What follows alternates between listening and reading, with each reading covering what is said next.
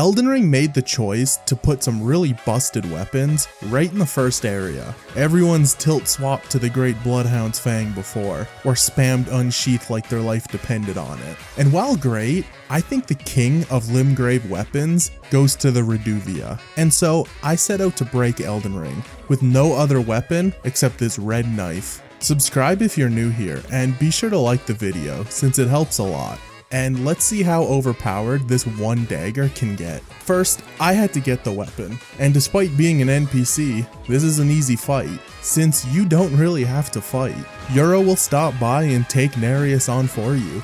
So I just cheesed a couple backstabs while they're distracted, and I had the weapon.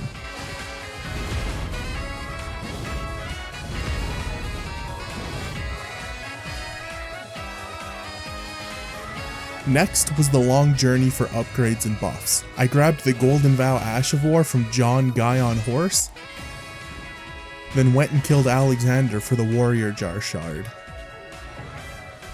I had to get into Altus, so I made my way over to Fort Feroth and slapped Grail for about 100,000 ruins. And starting the Bandit class made it so I didn't even need to spend any levels to be able to wield the Reduvia. I pumped a whole bunch of levels into Arcane and rounded out a couple others. Next I grabbed Dectus, Radagon Soreseal. I gave Raya her necklace so that she could get me into Volcano Manor, and grabbed the Somber 5 and 6.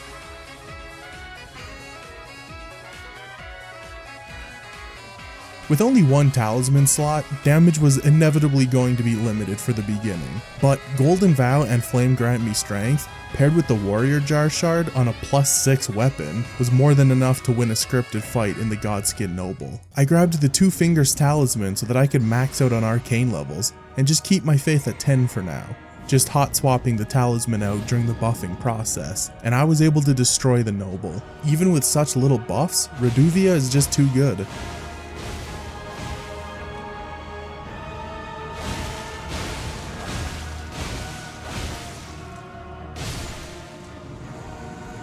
Killing him got me access to the Somber 7, and just like that I had a +9 Reduvia, so it was time to get more talisman slots, and get some better buffs while making progression. I went and slapped Patches' bald head for Margit's Shackle, and ran the same build as Godskin Noble for Margit. It should go without saying that it went well.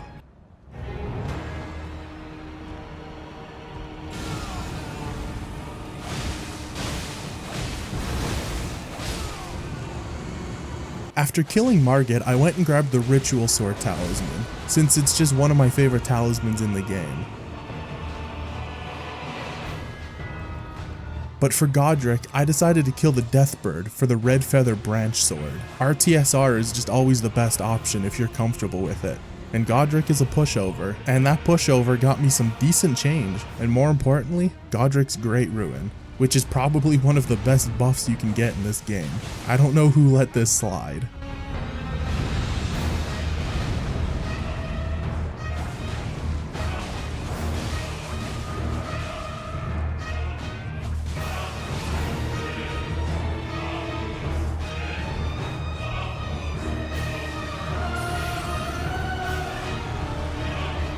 Although I wasn't using Red Feather for Rennala, since I've just been domed by a book one too many times for my mental to handle, I still had ways to make up for the damage. I killed the Kindred of Rot duo for the Kindred of Rot Exaltation, and grabbed the recipe for Feated Pots so that I can poison myself. A huge buff, as it's one that I can hot swap the talisman off of once it's procced.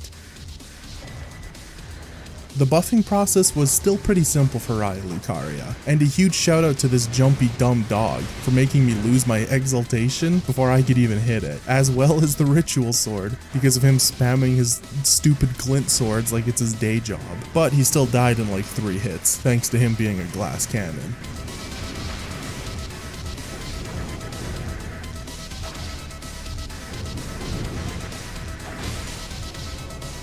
But before Rennala, I realized I forgot a talisman. Despite being a bleed spamming weapon skill, Reduvia's Bloodblade deals physical damage, meaning it would be buffed by the blue dancer charm. So I grabbed that since it would stay a huge damage boost for a good portion of the run. With a nice little hot swap while she was falling, and some great RNG on the scholars that I had to smack to get her down, I had a pretty flawless Renala fight.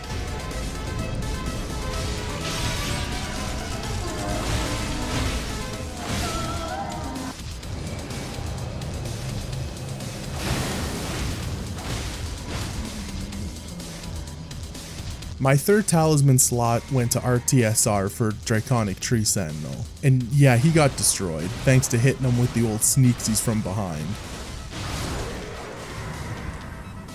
Since Piss Free is immune to bleed, I didn't bother with the poison proc buff, and just had an honest little Godfrey fight. I just love the fight so much I can duke it out with him with my fists and be happy.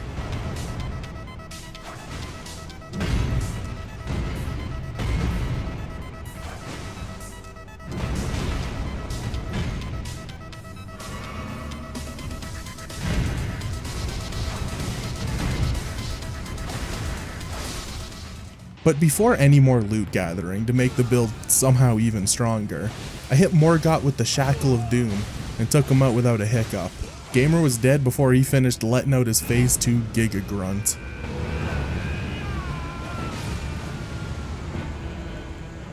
Now it was time to round out a few more buffs. I went into the sewers to get Mohg's Shackle and kill Esgar for the Lord of Blood Exaltation. Then I did Millicent's questline to the point that I could acquire the Millicent's Prosthesis Talisman. Although the weapon skill doesn't stack with the talisman, the hit from the weapon on contact does. So on any boss that I can get close enough to, it was a really nice damage increase. And a great example of that is Mohg. I slammed him to the ground and I could get nice and close to get the hits with the actual dagger. And since the Lord of Blood is weak to blood for some reason, it was probably the easiest fight in the entire run, and one half of DLC access.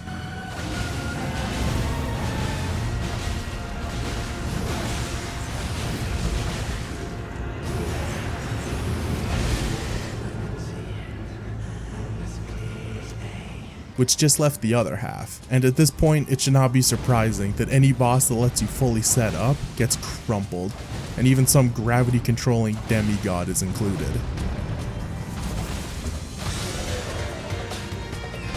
I cleaned up some progress for remembrances by progressing Ranni's questline, but the next big step was actually in the DLC.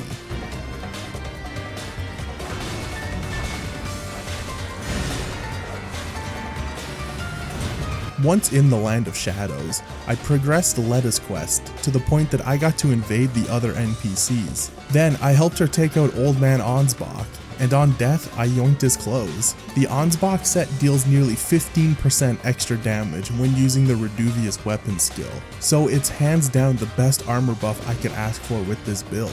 But with that Giga buff acquired, it was back to the base game, and at this point I was cruising pretty well. I killed Niall in a pretty quick fight, even without the full buffing process.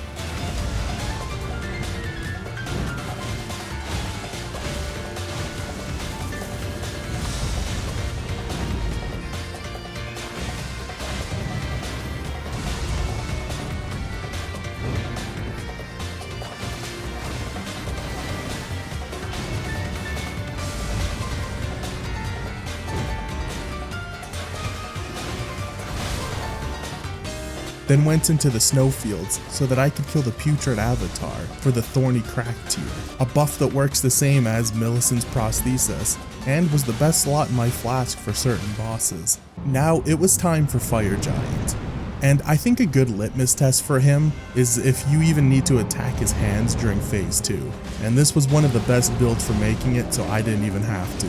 Just smacking his legs stacked up so much bleed, and getting consecutive hits really melted him. It was a really satisfying one.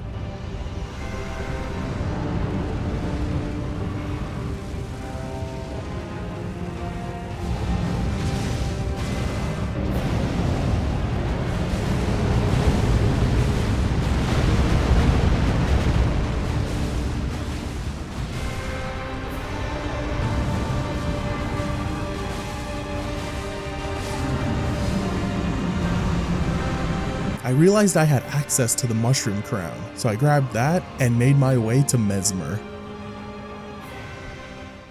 The DLC is often the damage roadblock to see how good a build is, but I was pretty confident after this Mesmer fight. It made me realize that I can really just adopt the playstyle of face tank and just out DPS the boss. You can play so greedy with how much you tear through their health.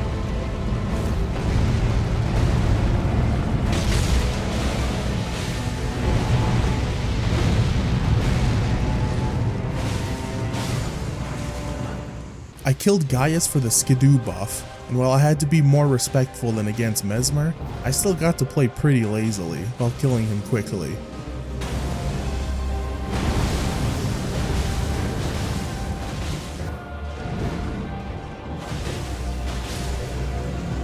Then the same can be said about Romina. This was honestly one of the easier Romina fights I've had.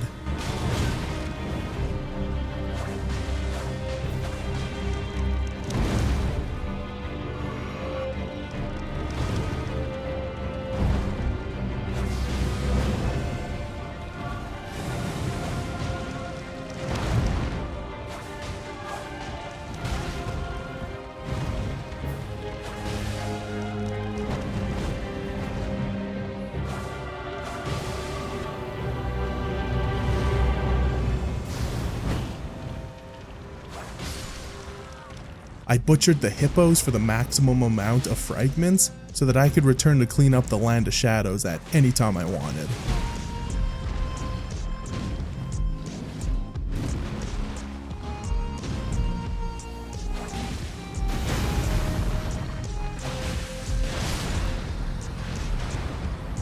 But with an absurd level boost from the bosses I killed in the DLC, I wanted to go make short work of the base game stragglers and finish most of the mandatory stuff. Sewer Moog being immune to bleed didn't even matter. I got to play so unga bunga brain, and I was just too high level for it to matter. And since I can sleep the duo, it was a similar situation.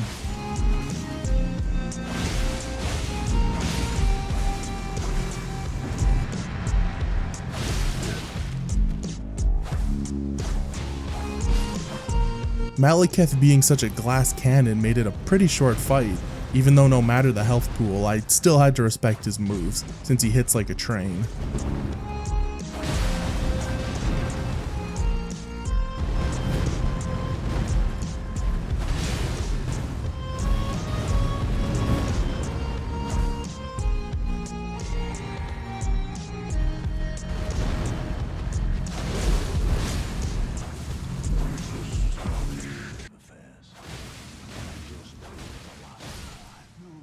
Godfrey was a fun one. I got to play fast and just take a few bonks in the name of stacking bleed, and it made it a little chaotic, but in a good way. I admittedly made it a little too close for comfort near the end, but it was still a really fun one.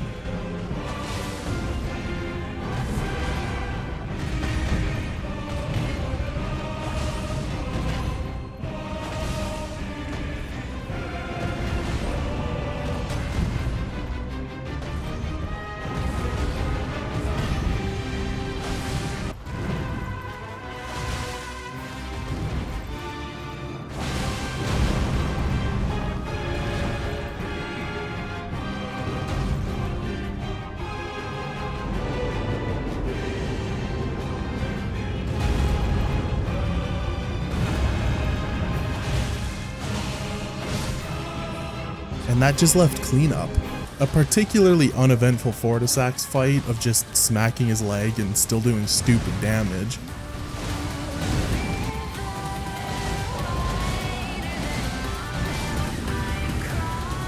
Led into an Astel fight where Buddy really didn't want to stay still.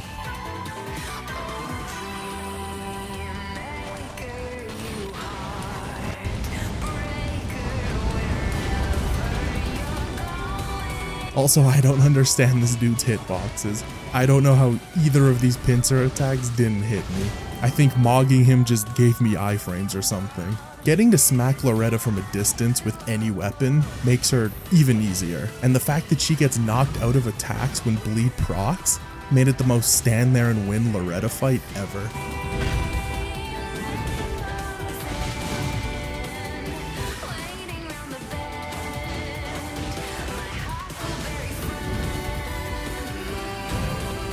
Putrescent Knight being immune to bleed was a bit of a nerf compared to base game fights, but the damage was still more than enough to get the attacks in when he's not doing his 17-minute combos.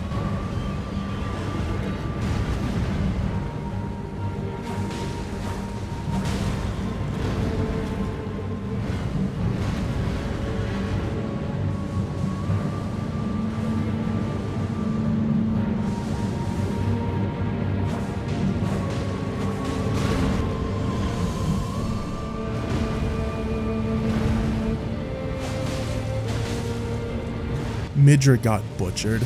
I always forget how weak he is to bleed. Reduvia made such quick work of him. I got him to phase 2 before I even knew it. And getting to greed against him always feels really good with how hard he can hit when he starts getting a little silly with his combos.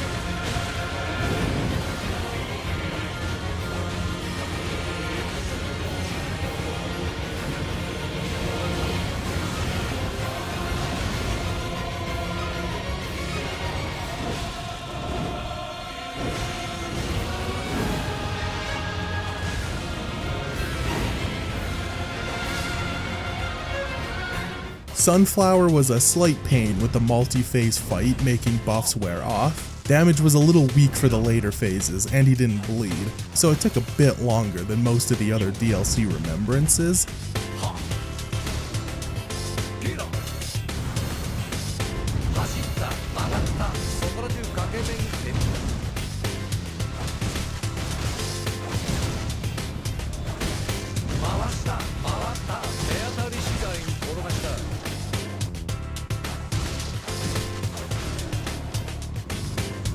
But this build was solid against Matir. I hate this boss so much, but I didn't want to jump off a bridge while fighting him this time. I was able to just out DPS him, and it was incredibly satisfying.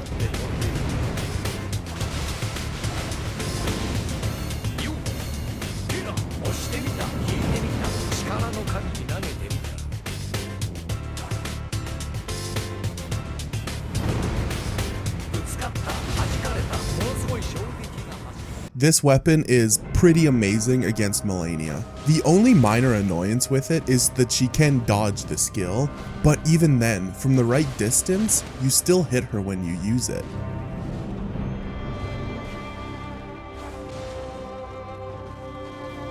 The consistent bleed procs, being able to knock her out of so many moves, comes in so helpful. So as long as you can do a decent enough job avoiding Waterfowl Dance, it's an insanely easy fight with this dagger. And it's also just fun, having a good idea of when she's gonna bleed and just deciding to full send it in hopes that you knock her out of the attack. It just makes the whole fight consistently really engaging.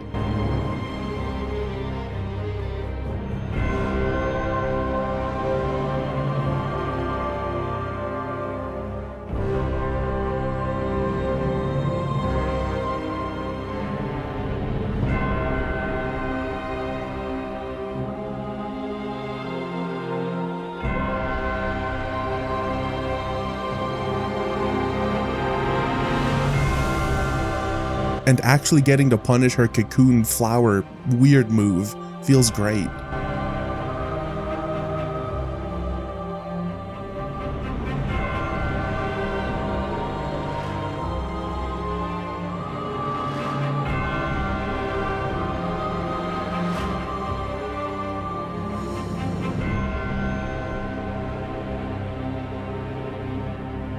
I was feeling really good after the Melania fight, and I was pretty content with what the weapon had done up to this point. So in the service of fun, it was time to full send the cheese, and there is no better full send than the Spirit Ash for John Me. I grabbed the Mimic tier and felt that it would be really fun to just decimate Radahn with it. And I forgot to buy the belt, so I couldn't summon. But it didn't really matter. Radahn also went pretty damn well with this weapon. This fight really made me appreciate that you don't have to rely on bleed just because they're bleedable, like you do with stuff like claws with this weapon. The weapon skill just holds up on its own for damage pretty well.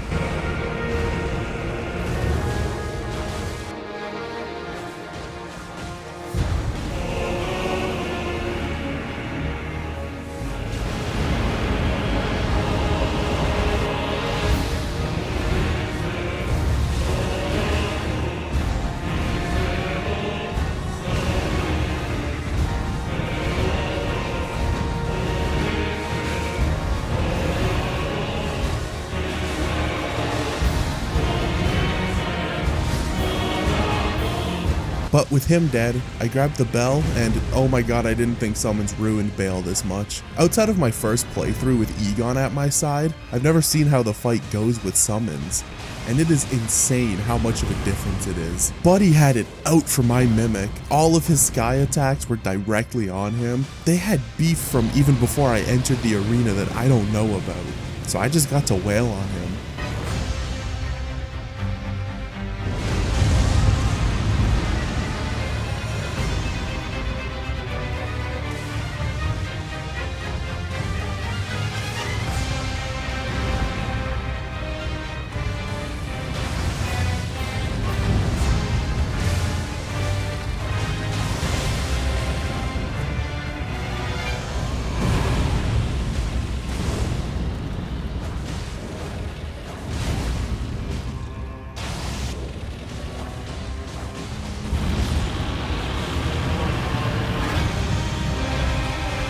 And as a celebration lap, I had a greed-filled, easy Radabeast. It was incredibly satisfying using this weapon for an entire playthrough. I've always found daggers kinda neat, but nowhere near the top of my favorite weapons. But Reduvia hangs right up there with the best in my opinion.